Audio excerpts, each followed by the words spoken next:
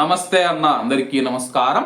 కువైట్లో బయట పని చేస్తూ ఉన్న భారతీయులకు ప్రవాసులకు హెచ్చరిక అన్నమాట. ఇటీవల కాలంలో జిలీబ్ ఆల్ సువైకు అలాగే అబ్బాసియా ప్రాంతంలో తనిఖీలు నిర్వహించి 1200 భవనాలను అయితే గుర్తించడం జరిగింది. అంటే అవి పాత బిల్డింగులు అన్నమాట. వాటిని పడగొట్టి కొత్త బిల్డింగులు కట్టాలని చెప్పేసి యజమానులకు హెచ్చరికలు జారీ చేశారు. అలాగే కొన్ని పాత బిల్డింగులలో ఎవరైతే నివాసం ఉంటూ ఉన్నా ప్రవాసులను ఖాళీ కూడా చేయించారన్నమాట. కాబట్టి హసావియాలో కూడా ఇదే పద్ధతి జరిగింది. కాబట్టి కువైట్లో ఉన్న మన భారతీయులు బయట పని చేసేవారు ఎవరైతే ఉన్నారో మీ బిల్డింగులు పాత బిల్డింగులు అయితే కానీ ఆ యొక్క బిల్డింగుల నుంచి ఖాళీ చేసేసి మీరు కొత్త బిల్డింగులలోకి వెళ్లేందుకు ప్రయత్నం చేయండి. అలాగే తాజా రియల్ ఎస్టేట్ గణాంకాల ప్రకారం కువైట్లో 1000 ఫ్లాట్లు ఖాళీగా ఉన్నాయని చెప్పేసి తాజా గణాంకాలు తెలుపుతూ ఉన్నాయన్నమాట. కాబట్టి కువైట్లో ఉన్న మన భారతీయులు పాత బిల్డింగ్ నుంచి కొత్త బిల్డింగ్కి అయితే మారాల్సి వస్తుంది.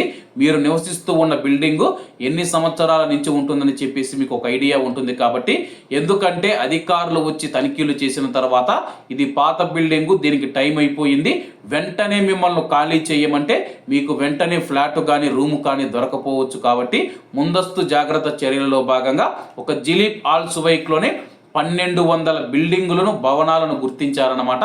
కాబట్టి అటువంటి వారిని ఖాళీ చేయమని చెప్పేసి నోటీసులు కూడా అందజేయడం జరిగింది. ప్రస్తుతానికి వాళ్ళైతే రూములు వెతుక్కునే పనిలో ఉన్నారు. కాబట్టి కువైట్లో ఉన్న మన భారతీయులు బయట పని చేసేవారు మీరైతే వెంటనే ఖాళీ చేసి ఇతర ప్రాంతాలకు కానీ లేకపోతే మీకు తెలిసిన వారు ఎవరైనా ఉంటే కానీ ఇతర ఏరియాలకు వెళ్ళడం మంచిదన్నమాట.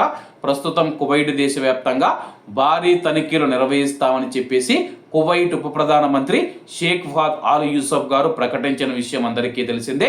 అలాగే ఈ యొక్క తనిఖీలలో బిల్డింగ్లను ఎందుకు పరిశీలిస్తూ ఉన్నామంటే కానీ ప్రవాసుల యొక్క రక్షణ భద్రత, వాళ్ళ యొక్క ప్రాణాలను దృష్టిలో ఉంచుకొని ఈ యొక్క తనిఖీలు నిర్వహిస్తూ ఉన్నట్లు అధికారులు తెలిపారు.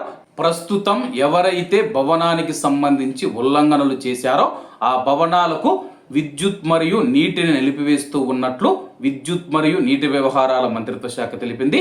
కాబట్టి ప్రవాసులు విద్యుత్ మరియు నీరు లేకపోతే ఇబ్బందులు ఎదుర్కొంటారు. కాబట్టి ముందుగానే మనము వేరే రూమ్కో వేరే ఫ్లాట్కో మారేది మంచిది. కాబట్టి అందరూ జాగ్రత్తగా ఉండాలని కోరుకుంటూ అందరూ బాగుండాలి, అందులో మనం ఉండాలి. అందరికీ నమస్తే అన్న, జై హింద్.